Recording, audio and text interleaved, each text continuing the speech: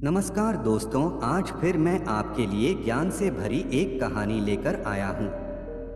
एक दिन गौतम बुद्ध अपने शिष्यों के साथ एकदम शांत बैठे हुए थे। उन्हें इस प्रकार बैठे हुए देख शिष्य चिंतित हुए कि कहीं वह अस्वस्थ तो नहीं है। एक शिष्य ने उनसे पूछा कि आज वह मौन क्यों बैठे हैं, क्या शिष्यों से कोई गलती हो गई है।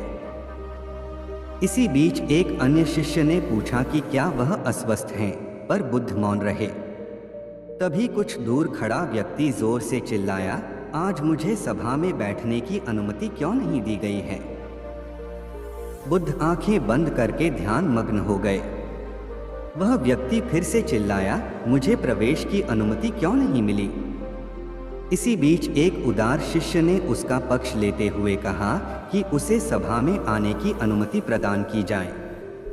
बुद्ध ने आंखें खोलीं और बोले, नहीं, वह अछूत है, उसे आज्ञा नहीं दी जा सकती। यह सुनकर शिष्यों को बड़ा आश्चर्य हुआ।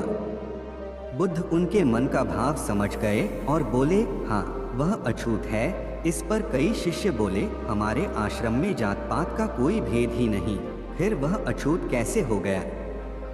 तब बुद्ध ने समझाया, आज वह क्रोधित होकर आया है।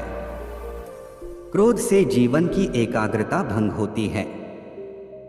क्रोधी व्यक्ति प्राय मानसिक हिंसा कर बैठता है, इसलिए जब तक वह क्रोध में रहता है तब तक अछूत होता है। इसलिए उसे कुछ समय एकांत में खड़े रहना चाहिए। क्रोधित शिष्य भी बुद्ध की बातें सुन रहा था। पश्चाताप की अग्नि में तपकर वह समझ चुका था कि अहिंसा ही मनुष्य का महान कर्तव्य व परम धर्म है। वह बुद्ध के चरणों में गिर पड़ा और कभी क्रोध न करने का प्रण लिया।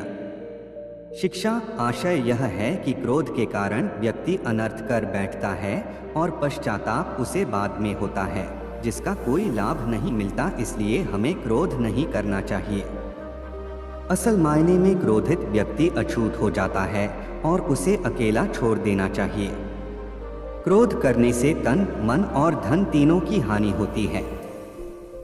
क्रोध से ज्यादा हानिकारक कोई और वस्तु नहीं है।